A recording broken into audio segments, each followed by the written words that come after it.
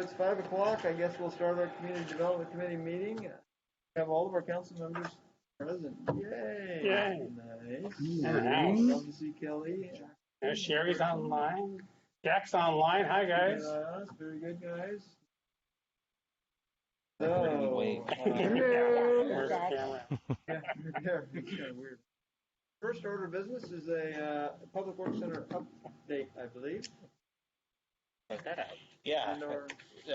John's going to lead off here. He's got some materials he's going to hand out to each of you, and then we'll be off and running. And we were going to do this every month or every month. Whenever. Yeah, until we get to the end. Yeah. Anybody else want one? I got one left. No. Okay.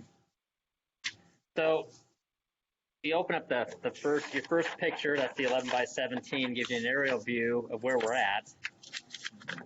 And there you'll see building A, B, E, F, and the future D.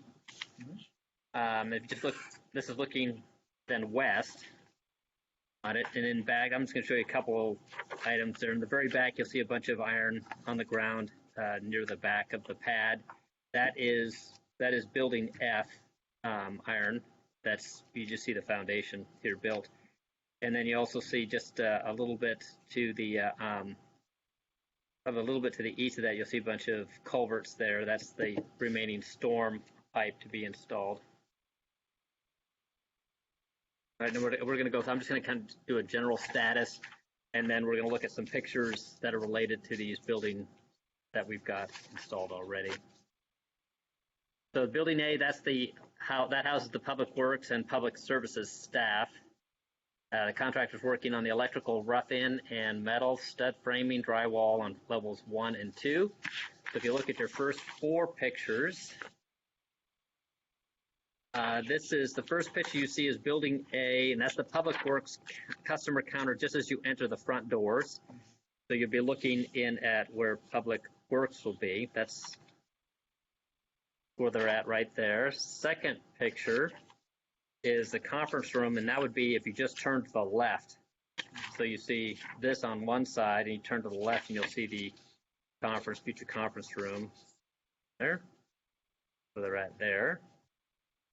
That's right by the front door, which is That's nice. by the front door, correct, yep. Then the next picture, you're on the second floor. This is the Public Services customer counter. So third picture is you're now up on the, looking into where the permit center would be. And then that last picture is just inside, and this is the Public Services floor for the people here on the third floor will be on this second floor here. Okay, that's that. So building B is the next picture. This is a better view, another view from the drone that was flying, looking in the front access points for the equipment to go in to get worked on. And then the next picture is inside building B. Building B now is the maintenance shop. So they're still working, obviously. You see some insulation up there. And then building E is the storage building. So the next photo is another view from the drone, and you see it just looking south. So you see building E. And if you take the next picture, you're looking into that storage building. You're looking through is the rebar for some concrete walls that are now have the forms being put in. They're going to pour that in the next week. I think end of next week they'll be pouring the walls, the bottom around that. John or Brian, is building E where is dry material storage going here? No.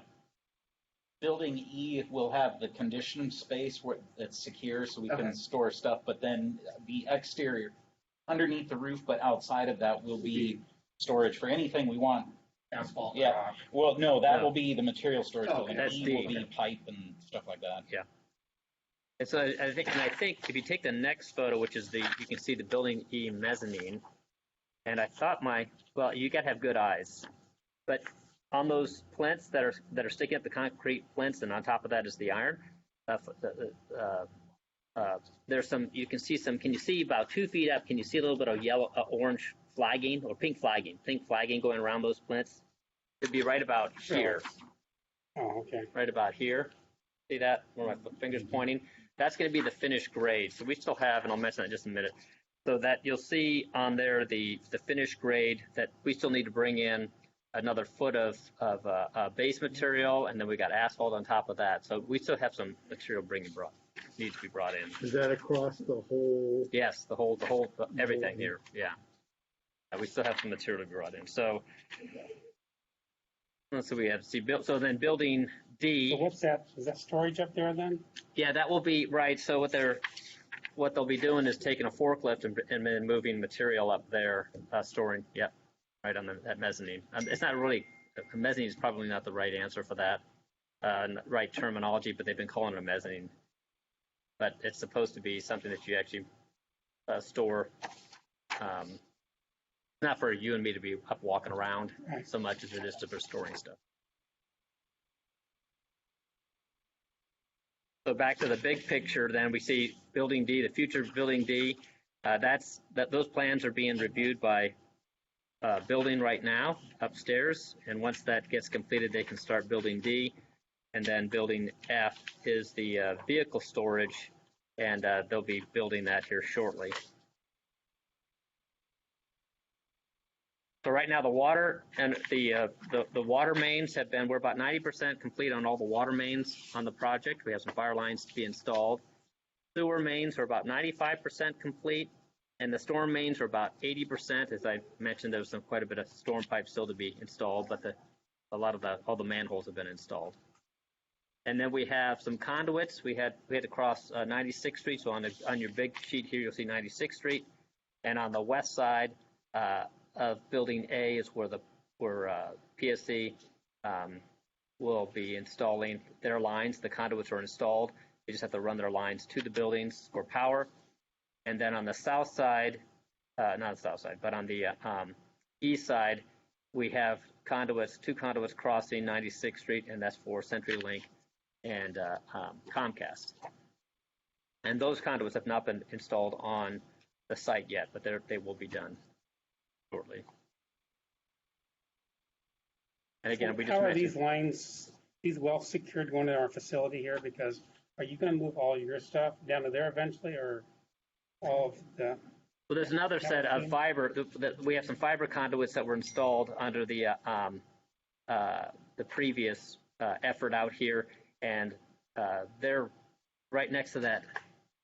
And I can kind of show you right here. We've got some markers right here. That's where those conduits are right now, and then they'll be extended into the building. That's for the fiber for Chuck. Cool. That circular thing right there, Yeah. that's the lid to the little lift station that we have to, even though we've got sewer in the street out there, it's only about 4 foot down. Mm-hmm. So that's our lift station to basically pump the sewage to the gravity main that'll go out down to 214. So the contractor has had 234 requests for information, basically our plans, RFIs. Those need to be dealt with by our side of the team, answering their questions. We've had 43 change orders, total approved. We've approved $736,594 in change orders. We have a total change order for our budget at $800,000, a little over $800,000. And that was the estimate. That's about 5%. We estimated about 5% change orders were contingency issues. So that's what we estimated to begin with. We're obviously close to that now. We have a potential change order of another $276,940.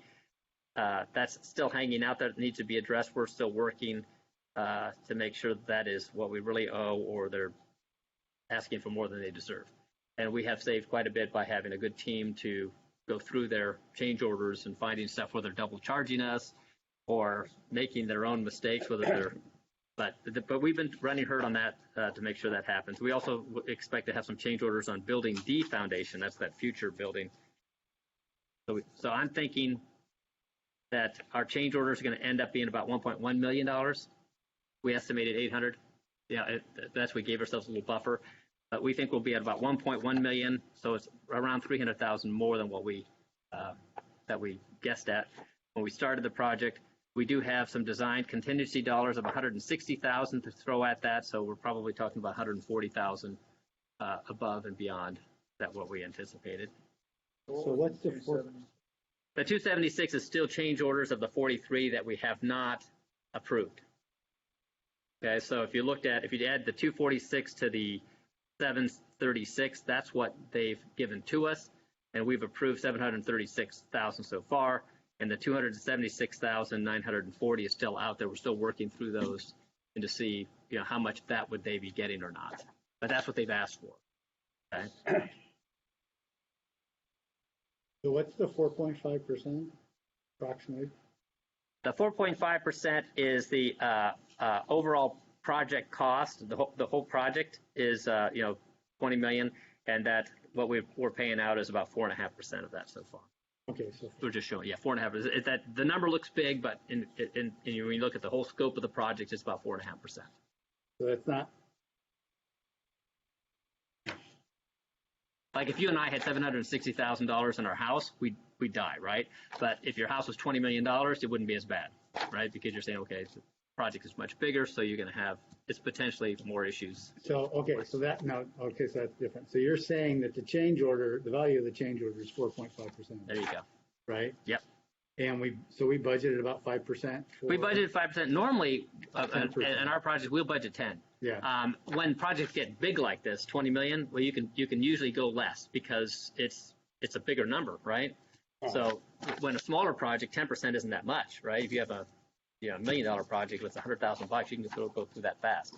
Are there liquidated damages in the?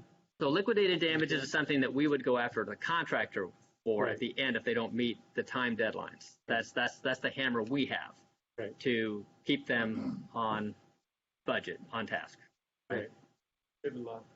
Well, good point. Good I point. paid a lot of It's liquidated not damages. It's not a January like, you stopped the clock.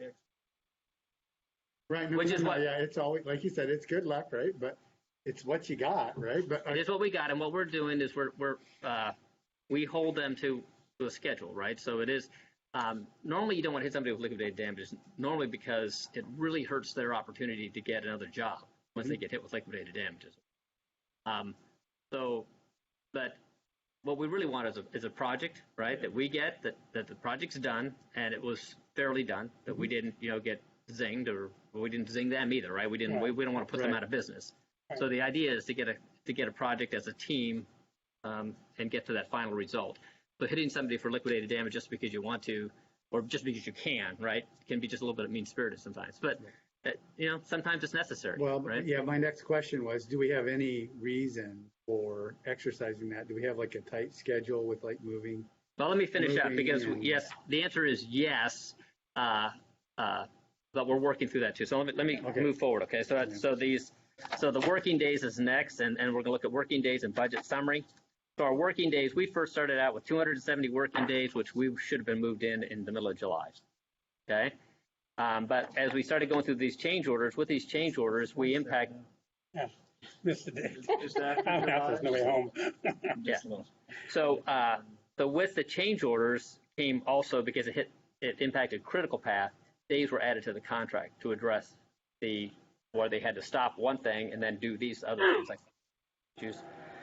So right now, the total approved working days is 316 days, which would be a mid-November move-in.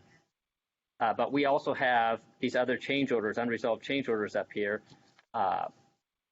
And also, yes, these change orders here are going to add more days.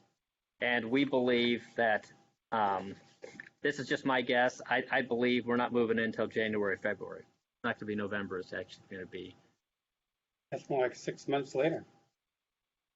Wow. Yeah.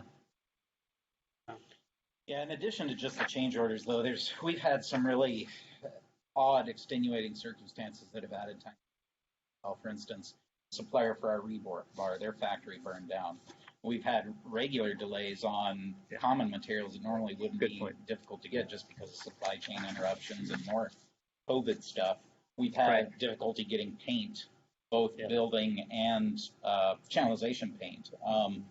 lots of things that normally we would not be having issues with that are pushing out the schedule as well.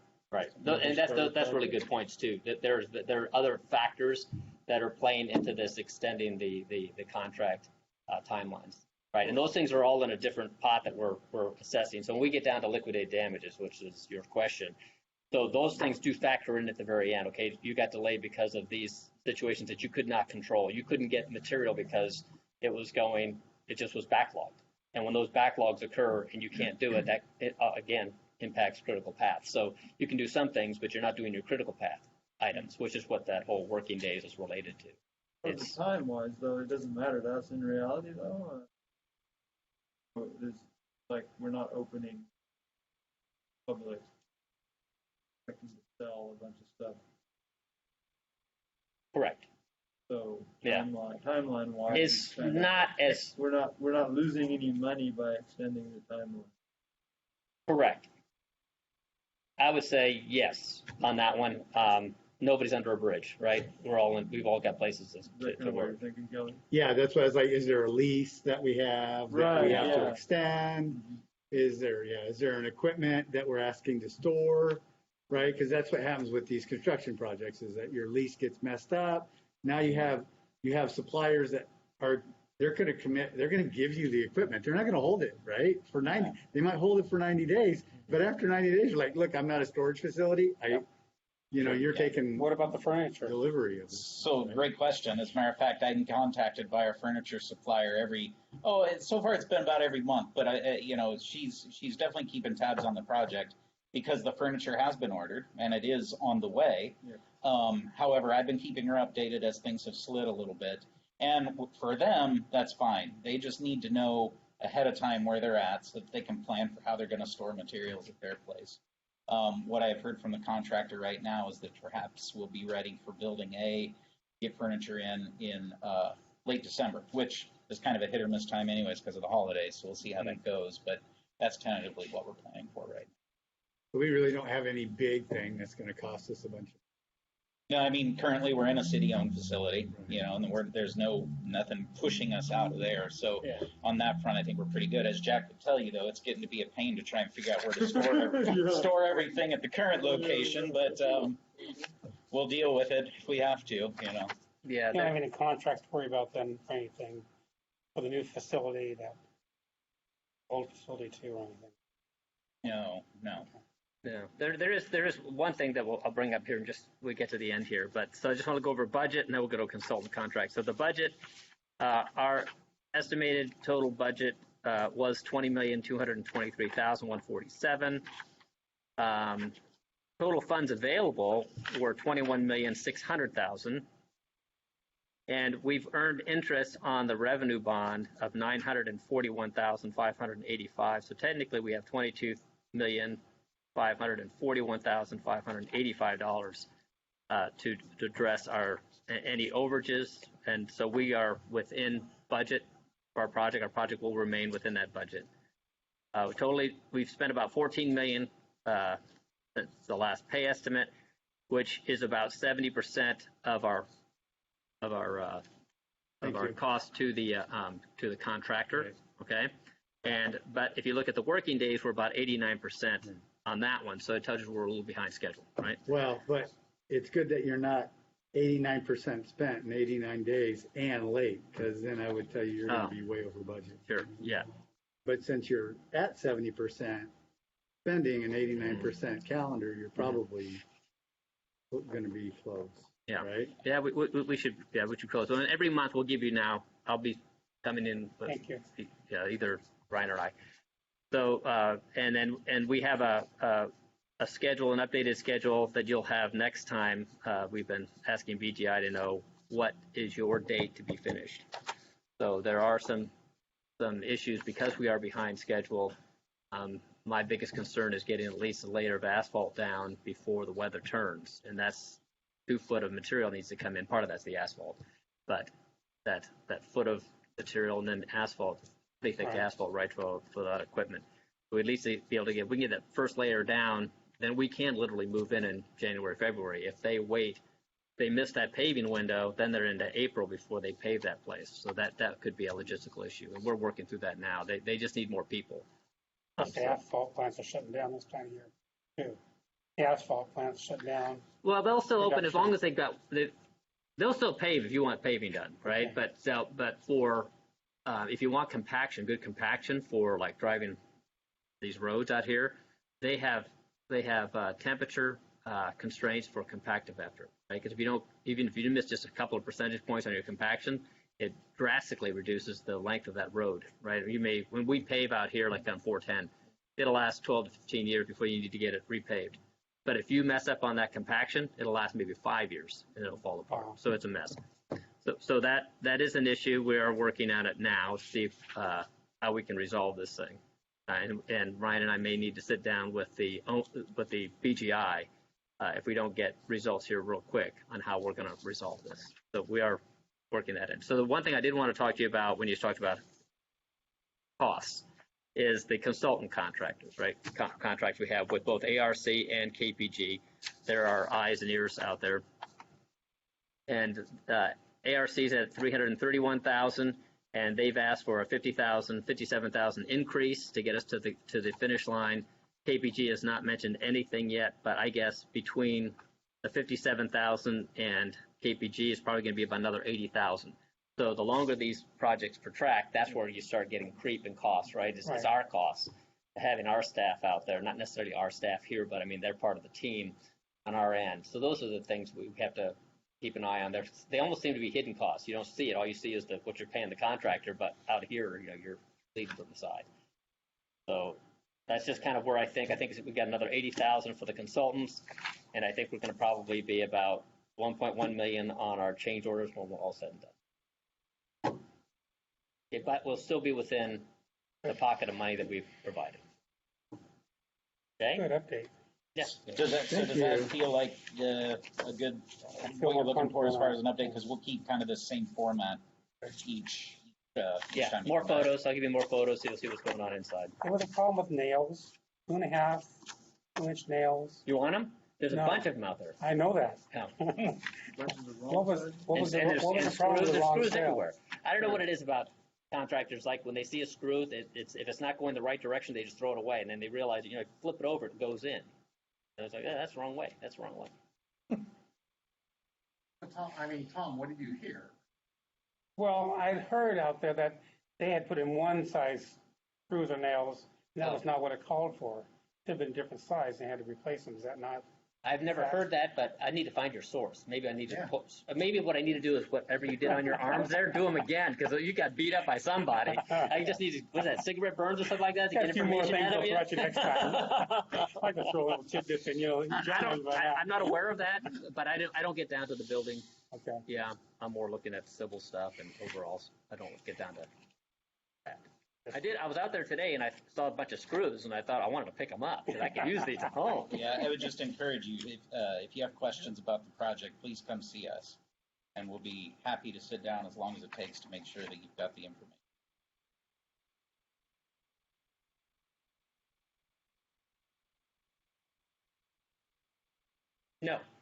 No, this is actually done per plan, but this material coming in is going to be, this is the structural material coming in, and we don't want it to, first of all, you're digging down already, right? So why you bring it in and dig down and then mess it all up, right? And then contaminate it with the soil from underneath. So they're doing all of their technically all of their underground should have been done a long time ago. What messed it up was these foundations. So that got things out of kilter. But everything, all the underground stuff is one of the first things you do, and then you start building up. What happened with the foundations? What was the delay there? The foundations had to get bigger because of the metal buildings that were built. So they had some issues with, and probably the building department probably give you a better analysis on it. But the foundations that were shown in the plan sets, from what I understand, weren't for this metal building. And so when the metal building came out, then the redesign of the foundations, which is quite a bit of our change order costs are for those foundations. They had to increase quite a bit. And that's what our big hit. Normally, we wouldn't have had this much change order if those foundations were done correctly in the plans. There's a couple of other specifics to that. Is the way this contract was bid is that the steel building portion of this project, everything above the foundations, that design was to be supplied by the contractor. So they could select the pre-engineered metal building manufacturer that they desired, have them come up with a design, and put it on the foundations that the project design team designed. Mhm. Problem was, though, is that when the contractor starts working with their steel building designer, with the foundations are provided, they couldn't make their designed steel building match up with the way the foundation was designed. So there had to be modifications to those foundations that had been constructed already to accommodate the steel building. So Had that been was designed already, not constructed. the steel building. Right, the foundations hadn't been. So the difference there is that we had to match the two together, and there needed to be change.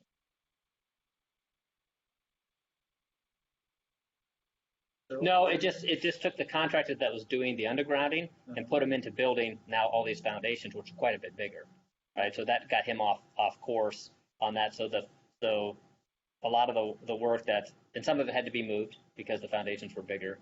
So that kind of started doing a cascading thing. And then this is not our issue, but the contractor BGI also has another project going nearby, and so that dirt guy was then going between the two. So we were losing time on him being away. So those kind of things complicated issues. That was their own internal stuff. But the bottom line is they still got to finish our project. And Dan, when you're talking about the grading, are you asking about why there's that extra material that needs to be brought back in? Yeah, right, yeah. Yeah. So we had the project prior to this, the mass grading project, right? And so the site was basically over excavated to get rid of unsuitable. But when this project started, they knew they would have to bring that grade back up in order to be able to match into acceptable slopes back into the existing roadway and so on. So that necessitates the need to bring the site back up. That's basically the difference in why they're having to go that route. And this is the material he's also is that the material that we're bringing is structural material, right? Because it's one of these big boy trucks, right? First, though, or whatever. Yeah, but I mean this 2 feet. This 2 feet is all structural material. It's not this dirt, right? So they're going to. Wouldn't they have done that before they started to build We didn't have that much detail when we did phase 2. I don't think the ARC was far enough along. We asked for a grade, and they gave us a grade. But I think, again, what you do is if we put down all that structural material, this extra foot of crushed rock, they'd have dug through it all. In this whole process, they'd have dug through the whole thing, contaminated it with the soils below, and then had to bring it back in again. We'd pay for it twice, right? So that's everything underneath these buildings, right? Wouldn't have been necessary. So and all that piping that went in, all that piping we'd dig down through it all, contaminate it all, right? And then pay for more of it to be brought back in again. So it was best to do everything and then now build up with this one time. Factor out there a lot then, or for other stuff, for like the building stuff? We have stuff that they were looking. So we have the building inspectors that go out, actually Roy, right? And then we have Jim helping us out with the inspection on the water main when we ran out of KPG money for inspector. And we weren't, that was just a money loss for us because I couldn't tell you when DirtLink was going to be out there. So, and we're paying for, like we mentioned the last time, when we pay for these inspectors, we're paying for 8 hours a day for these guys, right? And if there's nothing going on, we're paying 8 hours for nothing. Ryan told me to. Exactly, right. So now we just have Jim out there and he's watching that stuff for us as they're going along. So it's more efficient for us. Inspector. You're able to be out there a lot or whatever.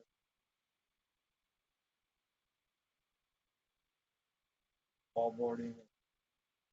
Doing it so that you. Yeah, Roy is catching.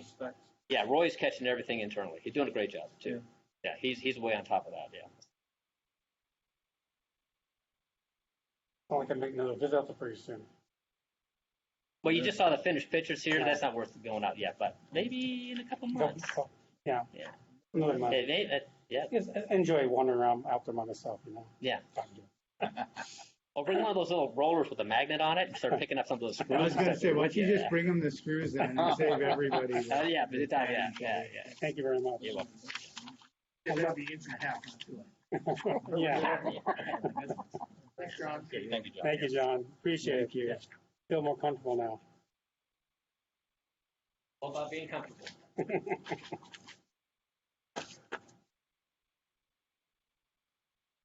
Okay, I guess we'll move on to our next item. It's kind of like it has. I've written all over that has Ryan's name on it. All right. Yeah. Should cost us more money, you know? There's little projects. Yeah, so if you're ready to jump into that one, basically what we have in front of us here is a proposal from Avadex in order to purchase audio-video equipment and installation into public services building. The total a little over $64,000, and you can see on my agenda bill what we've listed there. It includes both the screen and the projector and speakers and microphones and amplifiers and equipment in order to provide for recording meetings that would occur out there. We have discussed the fact that in addition to just staff itself, all of public services using that room for trainings, safety meetings, and so on, that John and I have discussed the idea that like our Parks Commission, Design Commission, and so on could meet out at that location as well. And so having this kind of equipment available in order to be able to facilitate those meetings. How different from this room is it? As far as like size, Yeah. Oh, AV. AV. It's nothing like this AV. Yeah. It's actually, this is a professional outfit, not, let's grab a couple of pieces of equipment and try and put it together. There's not hardly any AV here at all. No. Yeah, so, and it would all be built into the building, so there's not going to be any, like, projector sitting on top of a table or anything like that. So it really will be integrated into the room itself, so it'll be a much nicer application. Is it a 4K projector? You know? Question? It's WUXJ, whatever. That's not public. don't I think was so, yeah. I was completely relying on my AV people to make a recommendation. This is Well, I this is way looked outside my through that wheelhouse. parts list. I said, okay, whatever. Maybe Chuck checked it out. When we discussed the equipment selection, they did ask primarily what it would be used for, and of course we Okay, talked good. about the idea that it would be used anywhere from like PowerPoint presentations to showing safety videos. And that was the recommendation they made based on that usage. And that's about the extent I know of what went into the selection. I really was just relying on tell me what it was that How we big is needed. the room? Ooh, it's big. So it's approximately 30 feet wide, and if you combine it, because there's a movable partition, if you combine it with the lunchroom back behind it, it's upwards of ish feet deep, maybe? Somewhere in that neighborhood, without the plans in front of me, I'm kind of guessing, So but it's a We large could room. do a forum like we did about the water problems and our water system worked. So we did the senior center. Absolutely. Have enough room for something like that because that's Yeah, where as we would need Ryan it. said, I mean, we're anticipating, planning commission would be out there, so. Right. Audience. A lot of Yeah, people hearing come. examiner. And there has Hearing been some examiner. discussion too to make a portion of this building, the kitchen, lunchroom, and this training room, as a space that is rentable to Right, the I saw public. that, yeah. And I think we're still making some decisions on how that all works. But certainly, if that's the case, then we'd want to have it outfitted so that it can work for those purposes. Hence this proposal here. Ryan, I haven't looked it through. Does this include AV?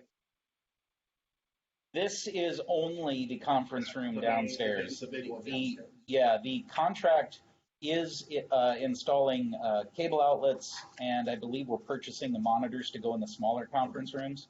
And those will probably connect more traditionally. They'll have, we'll just have like an HDMI cable that's out to the TV or that to plug into a laptop. A little bit more informal. Well, is this an afterthought in my original plan? No, this has been the plan all along. Okay. Yep. Yes, we just kind of jumped right into it. I don't know if there's any other questions there. The vendor is on the state contract for procurement of this type of equipment. that made the purchase, at least to this point, very easy to do. I mean, everything that they're offering is at agreed amount costs for A that little bit cheaper contract. too.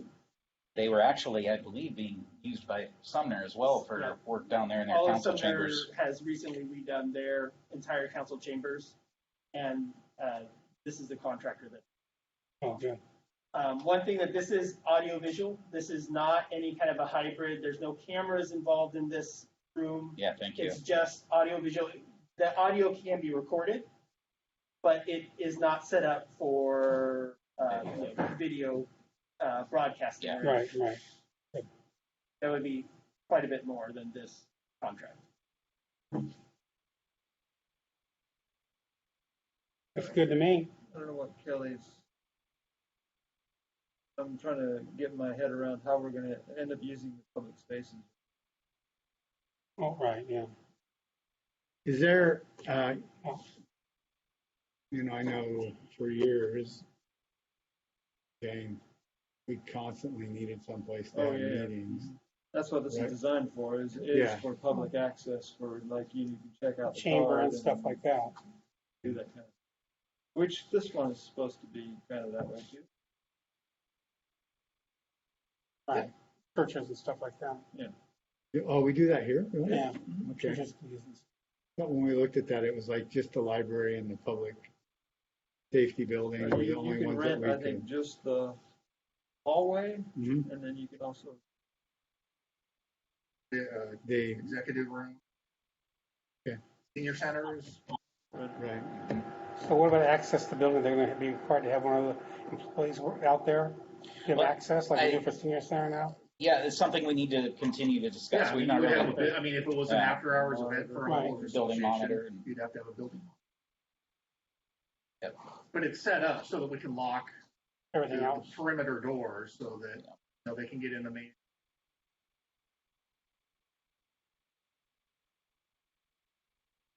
And I suppose with the card access system, like rental cards that are, Oh, yeah. There could be set up Only to have access one those door. specific rooms Yep. or so for on. a specific time, for a specific. Yeah, somebody doing all the time, it could be. But how's our expectation in using the court space here, right?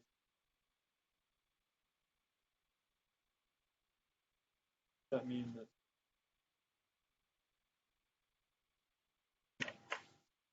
So why would we put a high-end homeowners?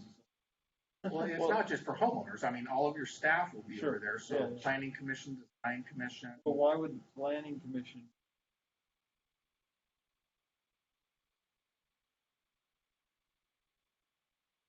Recording. Or are you still gonna have podcast?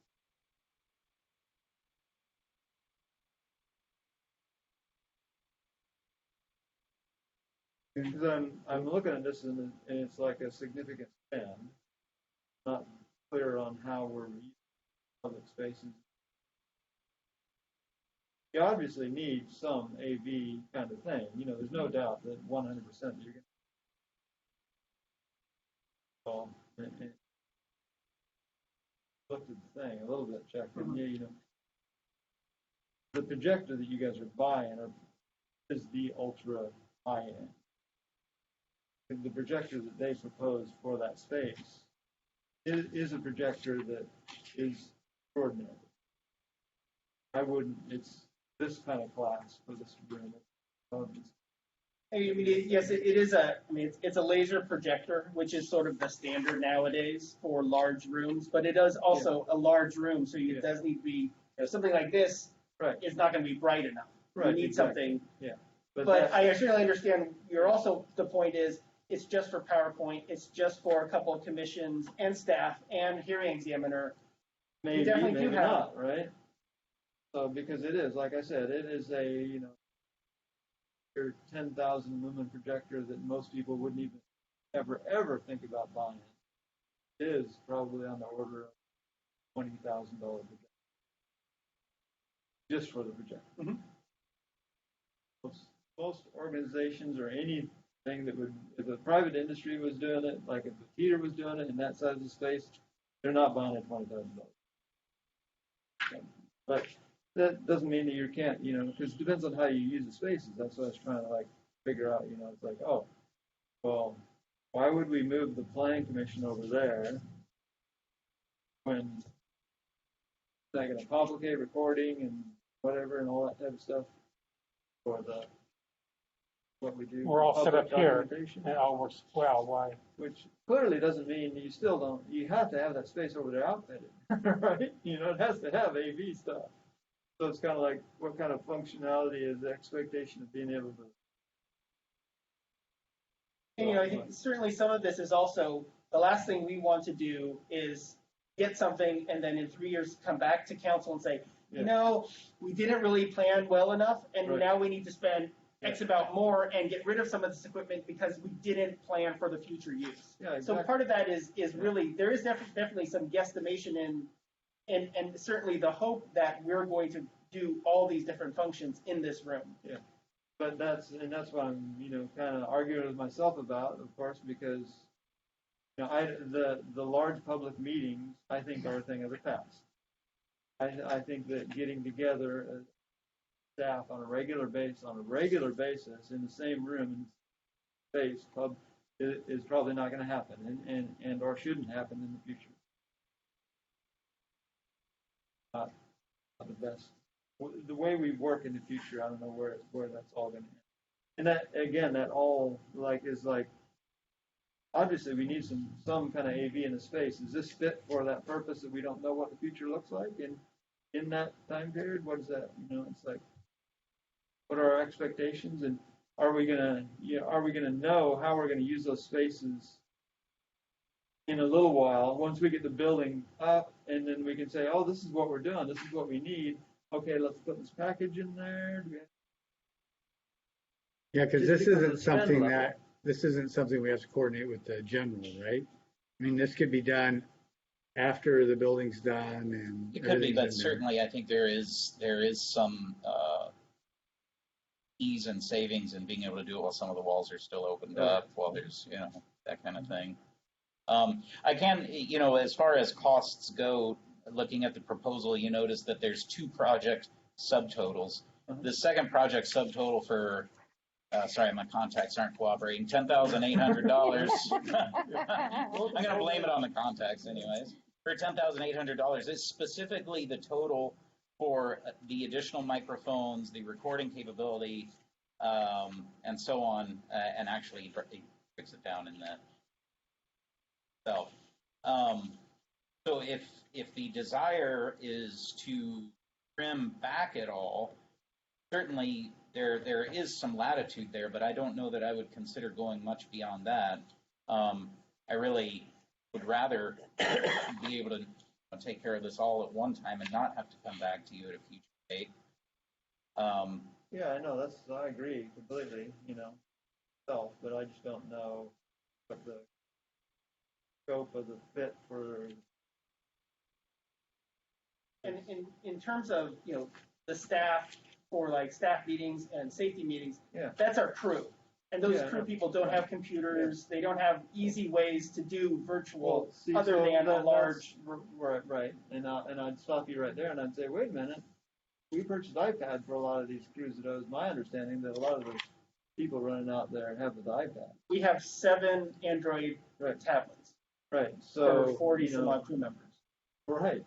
So why don't we spend money on more of that side of the technology? Because again, there's value to getting the crew together. That obviously needs to be done on a regular basis, right? Then, why do you have to say, oh, everybody has to drive into the office at 7 a.m.? I want everybody in this room at 7 a.m. because we're going to have this meeting to start the day, and then you're going to go to these places, right? It's obviously beyond the scope of this discussion type of thing, right? But I'm just like, I'm all mixed up trying to figure it out, right? Like, because me personally, I don't want to see a situation where we're office have to be at their desk. clashes with, that's what I'm, executive versus asked tonight about how that works. Some people want to. Yeah. And some people are like, well, why did you come into the office? How can we best fit that when? So we've already, I mean, well, I guess if we're going to talk about it in 15 minutes, we'll talk about it in 15 minutes. I'll explain it to the entire council. Well, you can explain all you want, Dan, but what I'm trying to figure out is where the council fits into that. Right? Sure. Because see, the council runs the city. The executive executes the Right, council. and the council approved a collective bargaining agreement Yep. that included a provision for a remote work, telework policy that's already been implemented. That's fine. What does that have to do with making people show up to work? Because it identifies which positions are eligible for remote work, how many days a week those folks could work. Right. So there's employees that aren't covered by the collective Right. bargaining agreement. In that work group, In public services, There's like a 10, yeah, few, pops. right? a few. That kind of thing, right? Around like that. So those people are more flexible. They will be. And I don't know if the collective bargaining agreement for union folks is an absolute must kind of thing. Does it say you shall show up at your cubicle for X number of hours? And I'm not sure exactly how that wording goes. Yeah, I don't even know how to answer that. I can only speak to how I know, and Jack could chime in here. I mean, a maintenance worker has to come, a maintenance worker can't repair a pipe remotely using an iPad from Well, home. of course not, and I don't think that's part of the discussion, right? I don't know what the discussion is. The discussion is, how are you guys gonna use your office spaces?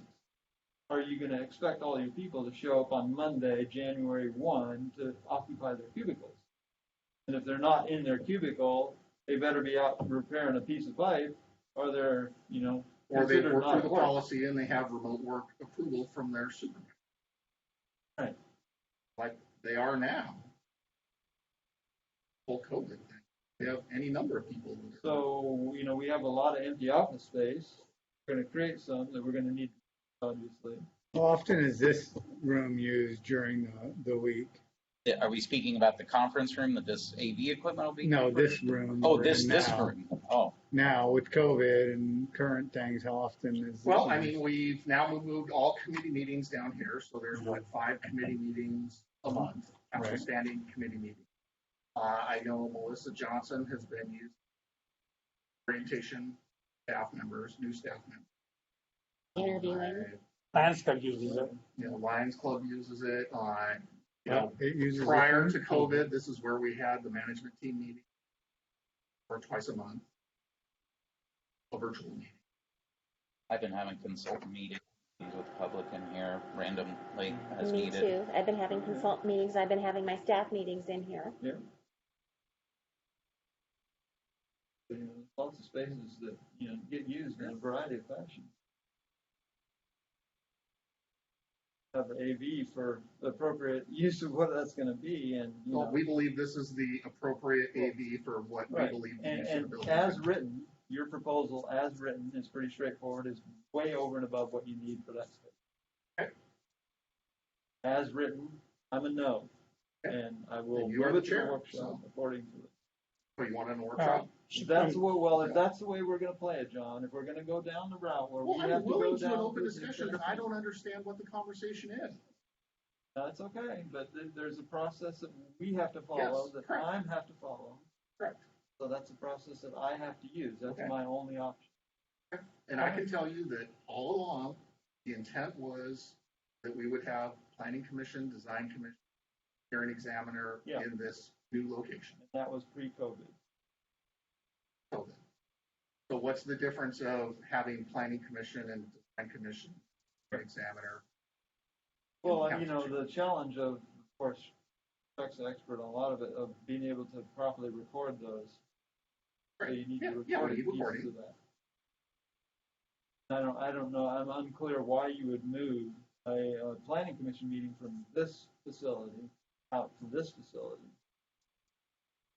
Not saying it's wrong, I just don't know why you would do that. All of your staff is going to be in this. All of your staff that supports the Planning Commission, Design Commission here will be located. There's only a couple. Can I of add to that? That was Debbie. Debbie is, We also want to move them because court runs over, and we've had to push our commission meetings out, and all the Yeah. commission meetings are going to be all on Wednesdays, and Wednesdays is one of their heaviest court days. Yeah, that's a great point, Debbie. Yeah. And along with that, I know that hearing examiners have had a hard time scheduling with the court because that's during the day. Yeah, And the because we've court- had to, there's only been 2 days we could use and only part of the hours. And I know with our hearing examiner, he's retiring. So now we're even, that's going to cut us down more on when we can get him in here because of Right, when the yeah. courtroom was opened. So you're- And that so makes you're- the case for making sure that you have. Yeah, and I mean, these are all the things that have dovetailed into the decisions we've made. I'm unclear of what direction you want to go with it at this point. I'm happy to accommodate whichever that is. But It sounds good. I would appreciate it if Chuck would take a look at facts on that if he hasn't already. sure. It needs to be. I mean, I can tell you again, and I'm sorry I don't have a lot of detail, but the selection of the projector was just based primarily on the size of the room Sure. and the Oh, amount of yeah. light that's coming into the room. Are there cheaper options? I don't know, but I know that they're the experts and they felt that this was the best Well, yeah, then projector for that application. So again, how- they're going to give Yeah. you, the Tesla Model S Plaid.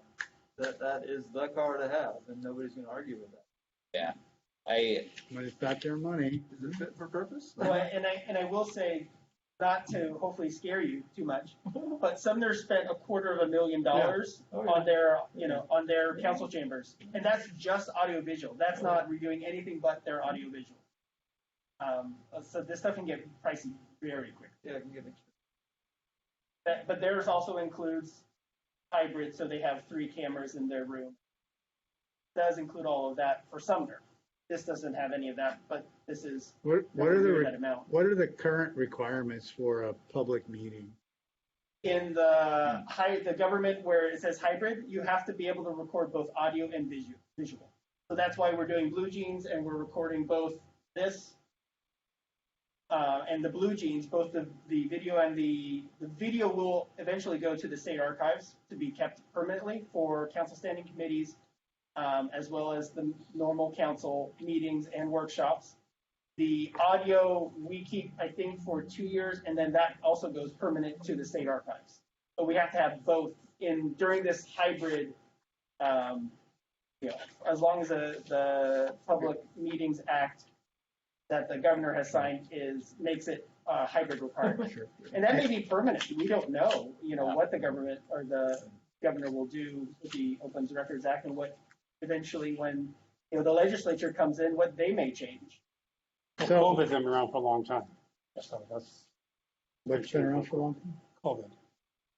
Yeah. Yeah, it's going to be around for a long time. And That'll at least be good to get the council on board with the utilities, because that way it's not a surprise to them when they.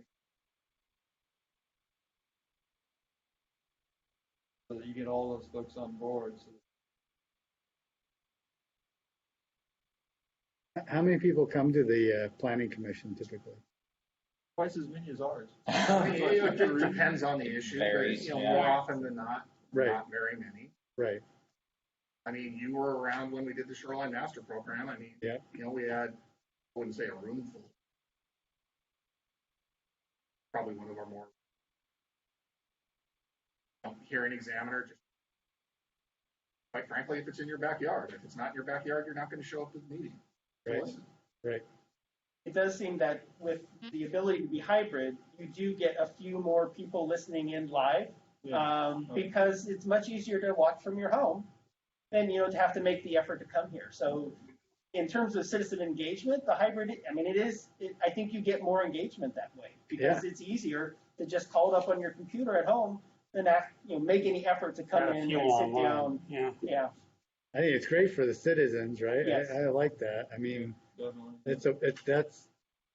yeah. So anyway, I just kind of wondering what the, in my mind, it's a great big room, but does the audio visual have to serve the entire room? How often are you going to serve the entire room? Right? Versus, yeah, I just, I hear what Dan's saying, and that's always, yeah, it's just kind of suspicious. And this audio visual stuff, it's a fuse, right? It's not going to last no matter what you do. You buy $60,000 worth of equipment, how long do you think that's going to last? I mean, that's a legitimate question. I was like wondering if you guys had thought, how long is that going to last, right? Because I know we. Warranty on all stuff? Back to the. Well, this stuff will last, well, ideally, it would last longer than the warranty because what we've had down in the council chambers since day one is still what we have had. We haven't upgraded any of that since we moved in, short of fixing, a little bit here and a little bit there when something small breaks. But we haven't had, I think we had one amplifier that went bad. But it's been there since we moved in down here, and it's used for the microphones and all that are used every day. So it's not. Ideally, it's hopefully will last more than probably the 2 or 3 year warranty that comes with the contract. 1 year warranty. I think you guys, we have 3 minutes, and we still have to approve minutes. Okay. So bring us back to workshop then? Any changes? No changes. Yeah, we'll go to workshop and make sure the council knows how we want to use the spaces, right? So that way that. Sounds good. No changes. Minutes are good. Oh, you have one change, right, Debbie? Yep, the one correction, I got it. Correct, I gave, yes. Thank you, Tom. Welcome, thank you. We adjourn? Yep. All right. Okay. Thank you. You're welcome.